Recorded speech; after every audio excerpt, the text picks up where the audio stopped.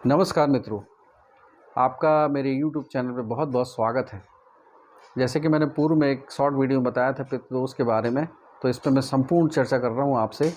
लेकिन मेरा सबसे पहले आपसे ये निवेदन है कि आप लोग जो नए हैं वो सब्सक्राइब करें चैनल को, बेल आइकन दबाएँ जिससे आपको नोटिफिकेशन मिल जाए, और मेरे वीडियो को लाइक और शेयर ज़रूर करें सर। तो क्या होता है पितृदोष, क्या समस्याएँ होती हैं? कभी कभी हम इतना ज़्यादा इन सब में उलझ जाते हैं कि हम इन बातों पे विश्वास नहीं होता है। एक आम जन के रूप में अगर देखें तो विश्वास नहीं होता है कई लोगों को, क्योंकि कई भ्रामक जानकारी हो जाती है। जैसे आप देखते हैं कि पितृदोष, पितृ मतलब पेरेंट्स या हमारे पूर्वज, इसका मतलब होता है वहाँ से कोई दोष आ रहा है। अब इसका वैज्ञानिक कारण भी है। कारण ये है, समझिएगा, कि हमारा जो डीएनए हेलिकल होता है उस पर माता और पिता दोनों के जीन्स एक पेयर में होते हैं, और उस पर कुछ अनुवांशिक रूप से कुछ म्यूटेशन जो होता है, उत्परिवर्तन, तो वो हमारी आने वाली पीढ़ियों में उनकी मानसिक सोच बहुत हद तक भाग गई, क्योंकि वह भी एक प्री प्रोग्राम चीज़ है। तो वहाँ पर भी वो समस्या खड़ी कर देता है। और अगर कोई ऐसा जीन्स वहाँ म्यूटेशन हो रहा है तो हमको कुछ जन्मजात विकृति या हम किसी बीमारी के कैरियर भी बन सकते हैं, या हमारी मानसिक विकास में बाधक होता है। तो आपने नोटिस किया होगा कि हमारे हिंदू गॉड जो भी हैं, खासकर शिव जी जो हैं, उनके हाथ में सर्प बना हुआ है, तो वो सपेरे नहीं है। सर्प मीन्स डीएनए हेलिकल है। अब समझते हैं कुंडली में कि एग्जैक्ट पितृदोष होता क्या है। सबसे पहले समझिए कि कुंडली के नवम भाव में अगर राहु या केतु बैठे हुए हैं तो ये निश्चित है कि आपकी कुंडली में बहुत ही पूर्व जन्मों का पितृदोष चला आ रहा है, और वहाँ आपको बहुत सारी समस्याएं हो सकती हैं। आपके घर में पैतृक संपत्ति का नाश हो सकता है, आपके घर में बुजुर्ग हमेशा कष्ट में रहेंगे, या जैसे दादा हैं या दादी हैं तो उनका सुख नहीं मिल पाता है, या उन्हें किसी भी प्रकार का कष्ट जीवन भर रहता है, वह भी है। आपका भाग्य कमज़ोर हो जाएगा, उस जातक का भाग्य बहुत ही वीक रहेगा। भाग्य कर्म से ही बनता है, लेकिन यहाँ पे यह है कि आप एफर्ट कितना लगा रहे हैं और वहाँ आपको प्रतिफल कितना मिल रहा है, ये भी उस चीज़ की बात होती है। दूसरी चीज़ है कि यहाँ पर अगर 9th हाउस में राहु या केतु बैठे हुए हैं तो फिर आपको बहुत सारी समस्याओं का सामना करना पड़ता है। कुंडली में अगर सूर्य के साथ में राहु या केतु है तो वह डिपेंड करता है कि वो किस भाव में है।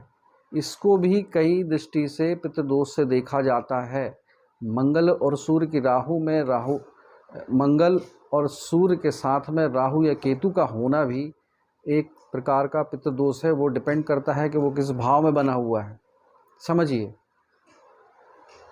अगर आपके 7वें भाव में सूर्य राहु की युति है तो ये ग्रहण योग हो गया। 7वां भाव आपके दाम्पत्य घर का मालिक है। यहाँ पर आपके दाम्पत्य में ये बहुत ज़्यादा कलह पैदा कर देगा। यहाँ तक कि बहुत से केसेस में मैंने देखा है कि बात तलाक तक पहुँच जाती है, या फिर तलाक भी हो जाता है। सूर्य मंगल की युति है, फायर की मात्रा बहुत अधिक बढ़ गई है, और वहाँ राहु बैठे हुए हैं या केतु बैठे हुए हैं, तो यहाँ पे जीवन साथी को अग्नि या भयंकर दुर्घटनाओं का सामना करना पड़ता है, या बहुत ज़्यादा न्यूरोलॉजिकल डिसऑर्डर भी आ जाते हैं। अगर वहाँ शनि की उपस्थिति भी हो जाए तब तो ये समझिए कि वहाँ शून्य हो जाएगा। फिर वहाँ उस सुख में जो शुभ प्रभाव हो वो निस्तेज हो जाएगा, शून्य हो जाएगा, वहाँ कुछ नहीं मिल सकता है। वहीं अगर आपके 3rd हाउस में ये युति बनी हुई है तो आपके संबंध अपने भाइयों से, अपने कुटुंबीजनों से बिल्कुल न्यून हो जाएंगे। आप बिल्कुल अलग थलग पड़ जाएंगे, उनका किसी भी प्रकार का साथ नहीं मिलेगा आपको, ये निश्चित है। 4थे भाव में है तो वहाँ पर माता के सुख में कमी हो जाती है, माता का सुख नहीं मिलता है, सुख भाव भी कमज़ोर हो जाता है, पर भी सुख सुविधा में बहुत कमी हो जाती है। 5म भाव में अगर इस प्रकार का योग बनता है तो 5म भाव में योग बनने से आपकी शिक्षा में बहुत ज़्यादा व्यवधान होता है, या जातक का मन ही पढ़ाई में नहीं लगेगा। अगर वो विद्वानों के घर भी पैदा हुआ है तो आप देखेंगे कि उस बच्चे को पढ़ाई में कुछ भी इंटरेस्ट नहीं रहेगा, वो बिल्कुल मूर्खों की भांति होगा। ऐसे आपने कई उदाहरण देखे होंगे। अगर ये 10म भाव में है तो आप उस पे ये देखेंगे कि वो व्यक्ति बहुत अच्छा नौकरी कर रहा है, सरकारी नौकरी में है, या जो भी वो कार्य कर रहा है उस पर बहुत अच्छा चल रहा है, और अचानक जीवन में एक ऐसा परिवर्तन आएगा कि वो सब कुछ शून्य हो जाएगा, सब कुछ नष्ट कर देगा। अगर सूर्य राहु चंद्र राहु की युति है, या फिर वहाँ पे मंगल राहु की युति बनी हुई है, तो भी ये समस्या हो जाती। 12वें भाव में अगर ये बनता है तो 12वें भाव में आप ऐसा व्यक्ति बहुत ज़्यादा धन का नाश कर देगा, अपव्यय कर देगा, बहुत सारा उसको कर्ज हो जाएगा, बहुत सारे वो लोन ले लेगा, उसकी ज़िंदगी तबाह हो जाएगी। तो सबको हम कुंडली में ये पितृदोष क्यों बोला जाता है? पितृदोष, देखिए सब कुछ आपके दिमाग से चल रहा है, मानते हैं ना इस बात को कि आपके दिमाग से ही सारी चीज़ें चल रही हैं।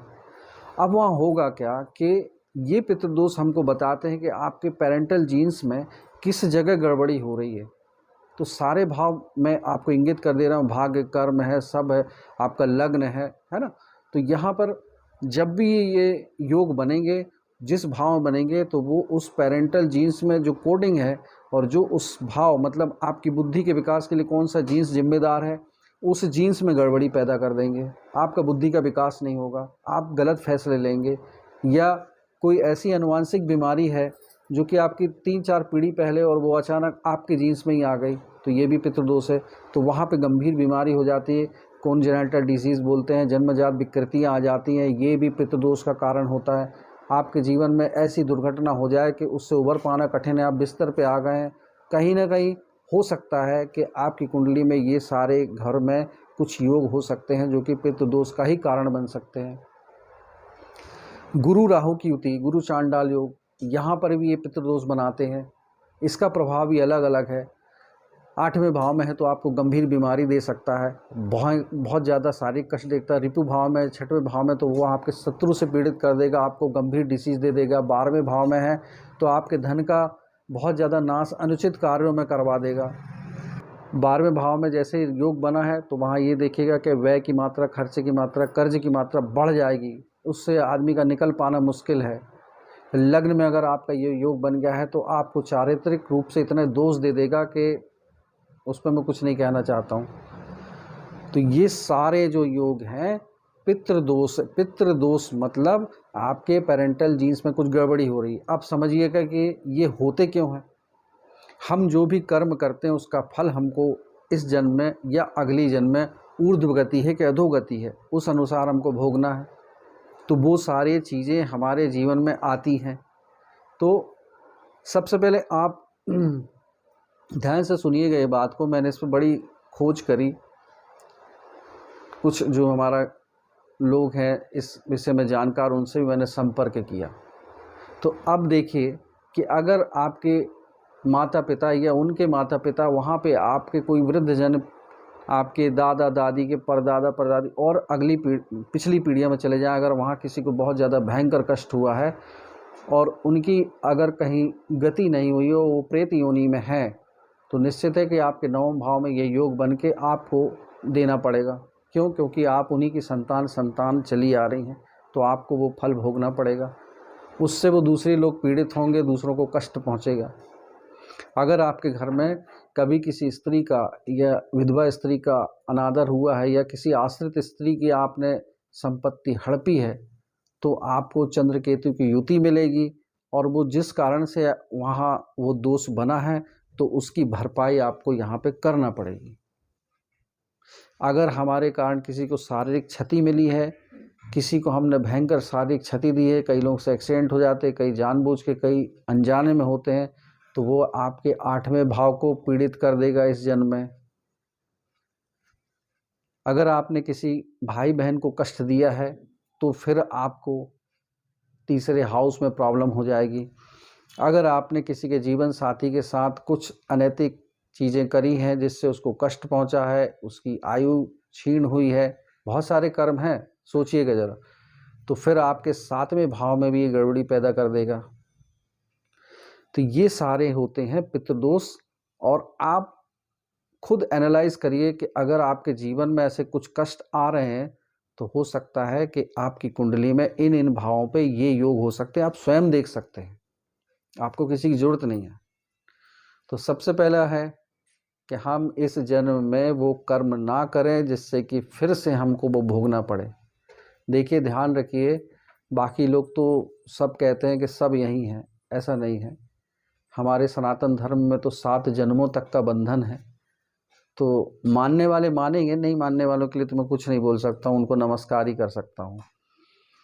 तो यहाँ पर आप अच्छे कर्म करिए, अपने माँ बाप की सेवा करिए, उनका अनादर मत करें, गुरुजनों का अनादर मत करें, जो आपके नीचे अधीनस्थ कर्मचारी उनका अनादर मत करें, किसी से हिंसा ना करें। ये सारे जो गुण हैं ये आप अपने आप में विद्यमान रखें तो ये घटनाएं फिर आगे नहीं होंगी।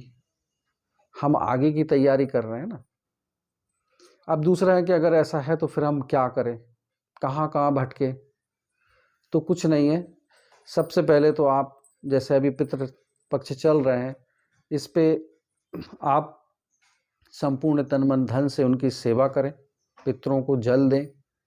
जैसी पंडितों द्वारा, पूज्य पंडितों द्वारा, आपके गुरु द्वारा जो विधि बताई उस अनुसार पूजन जरूर करें। आप जो सावधानियां बताई हैं उन सावधानियों का पालन करें। और बाकी मैं कुछ चीज़ें बता रहा हूँ, जैसे अभी पितृपक्ष चल रहा है तो आप पूजन नियमित करें, उनको जल दें, जो विधि है आपके पास। घर में आप घी में डुबो करके कपूर जरूर जलाएं, इससे पितृदोष में बहुत अच्छी शांति, बहुत अच्छे प्रभाव आते हैं। भगवान विष्णु के मंत्र का जाप करें। भगवान शिव के मंदिर में जाके तांबे का सर्प, चाहे छोटा सा हो, वो जरूर चढ़ाएं। पीपल वृक्ष का पितृपक्ष में, अमावस्या में आप सेवा जरूर करें, पूजन जरूर करें। वहाँ जा करके आप जल अर्पित करें, मीठा भोग लगाएं और जनेऊ वहाँ चढ़ा के आएँ। इससे भी पितृदोष की शांति होती है। पक्षियों का बंधन बिल्कुल ना करें, बल्कि पक्षियों के लिए दाना पानी की व्यवस्था करने से ये संभावना, जो पितृदोष के गंभीर परिणाम है, वो कम होते हैं। घर पर आप शनिवार के दिन उड़द की दाल, महीने में एक बार ये प्रयोग जरूर करें। घर में आप शनिवार के दिन उड़द की दाल के बने हुए कोई भी व्यंजन, जैसे कि बड़े या मंगोड़े, इस टाइप की जो उड़द की दाल की आप बनाना स्टार्ट कर दीजिए। खुद भी खाइए और दूसरों को भी खिलाइए। ये भी पितृदोष से शांति मिलती है इस पे। इसके बाद एक बहुत अच्छा उपाय है कि आपने देखा होगा लोग एकादशी व्रत करते हैं, तो एकादशी व्रत करने से भी पितृदोष में शांति मिलती है। आप अपनी सामर्थ्य अनुसार, अपने शरीर की जो जैसी स्थिति है उस अनुसार इस व्रत को धारण कर सकते हैं। इससे भी बहुत शांति मिलती है। घर पर जूठे बर्तन आप ज़्यादा देर ना रखें, खासकर किचन के अंदर लोग सिंक में रख देते हैं, उसको जल्दी धो दें, हटा दें। खाना खाने के बाद आप, कई लोगों की आदत होती है थाली में ही हाथ धो देना, वो नहीं करें, नहीं तो वहाँ पे पितृदोष और ज़्यादा लगता है। ये सावधानी है, इसको ध्यान में रखिए। आप नियमित रूप से भगवान विष्णु का पूजन जरूर करिए। पितरों की शांति के लिए जो विधान बताए हुए हैं उससे एक बार आप किसी विद्वान पंडित को ला कर के घर में अपने शांति जरूर करवा लीजिए। जो पितृ में पूजन होता है वो जरूर कराइए। उनकी तिथि के समय जो भी पूजन की विधि है उसको आप फॉलो जरूर करिए। निश्चित मानिए कि इससे आपको बहुत शांति मिलेगी।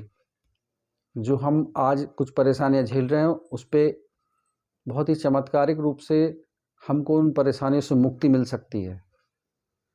तो थोड़ी सी चीज़ ध्यान में रखिए और ये प्रयोग करिए। आपको आशा करता हूँ कि मेरा वीडियो अच्छा लगा होगा, और अगर ये जानकारी आपके काम की है तो आप इस वीडियो को लाइक और शेयर ज़रूर करें। नमस्कार।